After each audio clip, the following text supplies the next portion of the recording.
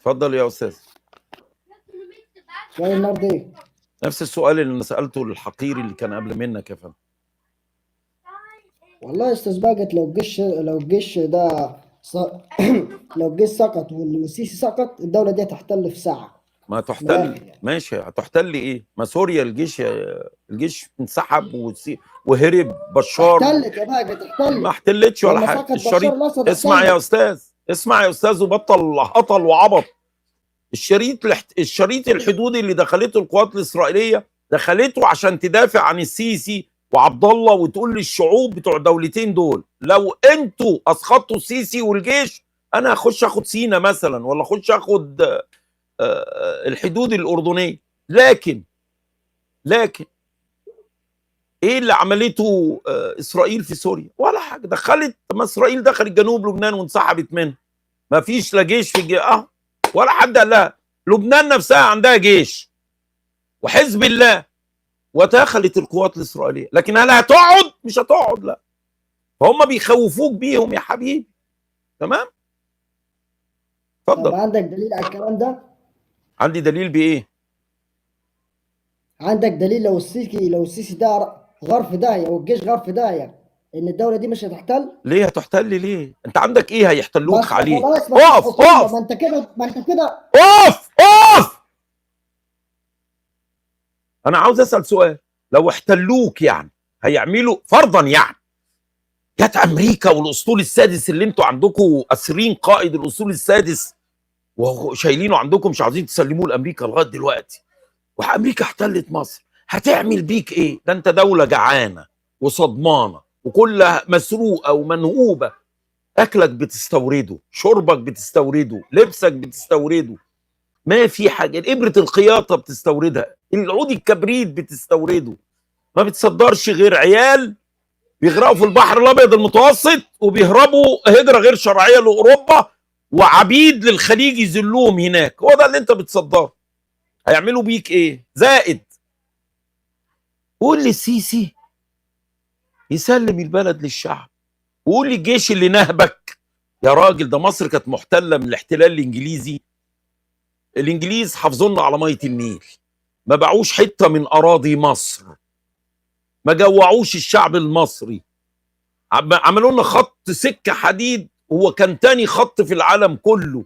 التعليم في مصر كان زي الفل، الحريات كانت زي الفل.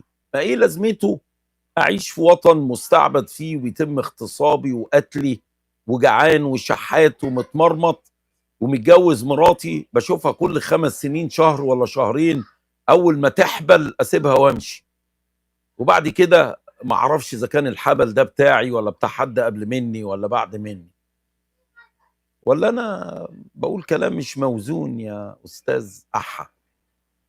اتفضل. هقول لك بقى، الدول الأوروبية كلها نفسها تحتل مصر. ليه؟ قول لي ليه؟ ليه؟ عندك قناة السويس اللي تعمل إسرائيل هتموت عليها. اسرائيل هتموت عليها. اسمع يلا، اسمع يلا، هتموت. اسمع يهبل، اسمع يهبل يا ابن الاهبل.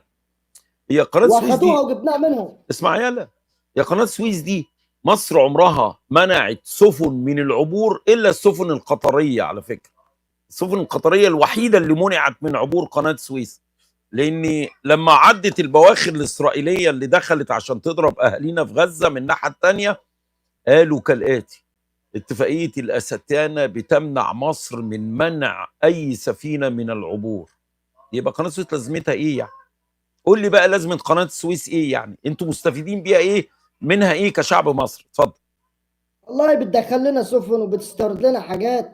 ايه وهو هي يعتبر الدولة يا استاذ؟ الوحيدة يا استاذ، لمصر. يا استاذ قول لي اتفضل. استفدت ايه انت من قناه السويس؟ اتفضل. انا ما استفدتش حاجة، بس الدولة بتستفيد. اقف اقف.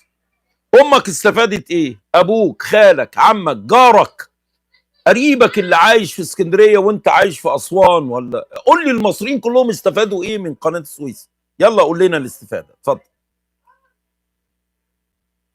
والله يا استاذ باجت هجاوبك، بس باحترام وبدون سب، بعد اذنك. تمام. ما عندكش اجابه عشان كده والله هجاوبك بس باحترام وبدون سب. وانا سبيتك؟ ما انت كنت بتتكلم كويس. اتفضل جاوب. اتفضل. انا مش عارف ارد عليك، بس انت بدك تكلمني. ما عندكش رد يا اهبل؟ عندك رد؟ اتفضل. هو السيسي اللي هيجاوبك السؤال ده مش انا. السيسي يجاوبني ليه؟ يعني مثلا السيسي هيقبض عليا عشان يجاوبني على السؤال؟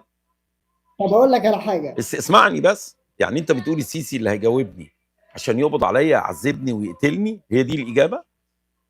ويعني انتوا شويه حراميه، اسمعني يا استاذ، ويعني انتوا شويه حراميه وقتله ونصابين لما تيجي تخرسوا الناس او تجاوبوهم لازم تسجنوهم وتعذبوهم وتغتصبوهم؟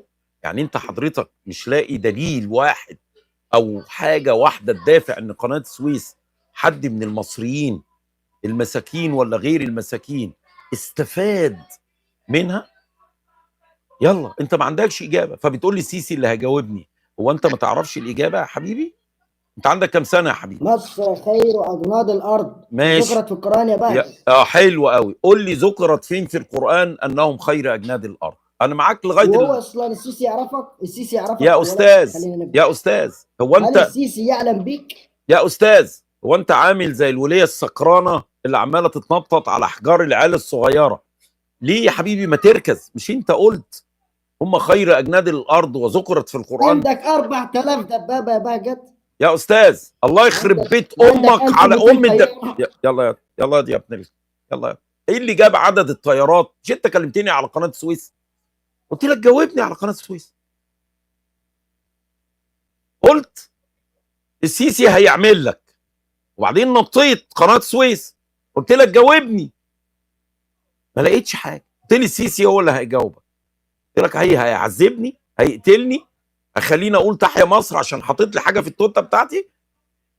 يا ريت تقول لي ليه. وبعدين دلوقتي بتقول لي الجيش عنده مليون دباب، الجيش عنده مليون طيار. بقول لك سؤالي، هل سيسقط الجيش مع السيسي ويتم الخلاص من كل ضباطه لو وقف مع السيسي، ولا الجيش هيسلم السيسي وقياداته الخاينه ويقول لك انا خرجت بره الحياه الاقتصاديه والحياه السياسيه انا راجل مقاتل، عندي دبابتي، عندي طيارتي، ادافع عن مصر، ومأمور من القياده السياسيه اللي هيختارها الشعب.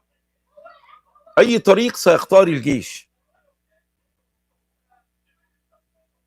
ده الاجابه، بس تقولوا لنا يا جدعان.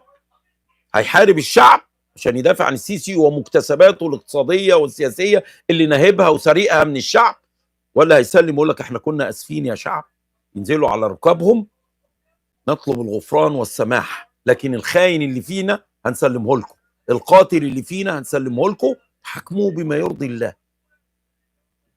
هل سيفعل هكذا الجيش ولا هيستمر ويقول لك لا ده انا عندي 4000 دبابه زي الكلب اللي طلع ده ما قال، وهدوس على اي شعب يقف قدامي؟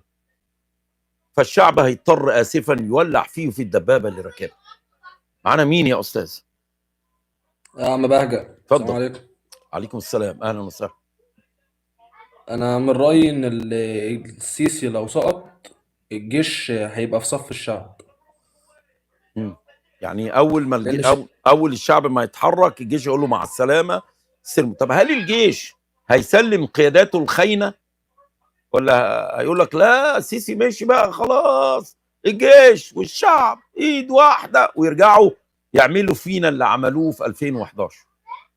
لا، مش هيسلم، لان هيقول لك مثلا دول زمايلي اخواتي. طب ما هم مش قتله. مش هيعمل يعني كده. انا هسأل سؤال، انت شغال في المدرسه، زميلك في المدرسه قتل حد، فجاي يقبضوا عليه تقول لهم لا ده زميلي ما تقبضوش عليه، ده قاتل، ده خاين، ده فاجر، ده حرامي. ايه انت هتدافع عن الحراميه؟ يبقوا عصابه انتوا، يبقى نولع فيهم بقى كلهم، يبقى ما ينفعش نقول عليه جيش، نقول عليهم عصابه، قتله، فجره، كفره. لابد ان الشعب يبيدهم من على وش الارض. هو الشعب المفروض يعمل كده، بس يعني فئة من الجيش مش هترضى انها تسلم اخواتها. مثلا هتقول لك يعني مثلا احنا 2 اخوات في الجيش مع بعض، واحد بيقتل واحد صالح، مفيش حد هيسلم يعني الصالح مش هيسلم الفاسد؟ بنسبة كبيرة مش هيسلم. خلاص يبقى الصالح والفاسد نقضي عليهم الاثنين ونعمل الجيش الوطني بقى اللي بيأتمر بأمر الشعب. يبقى شويه بلطجيه، يبقى دول عصابه حراميه وبلطجيه بيبلطجوا علينا. تحياتنا ليك يا غالي. الشعب لو في ثورة هتحصل، يزيل كله، كل القيادات وكل حاجة في البلد تتغير. ان شاء الله. تحياتنا ليك يا غالي. سؤال بس عن لهجة انا اخر. اسف، انا اللي نزلتك، بعتذر لك، انا اسف. معانا مين؟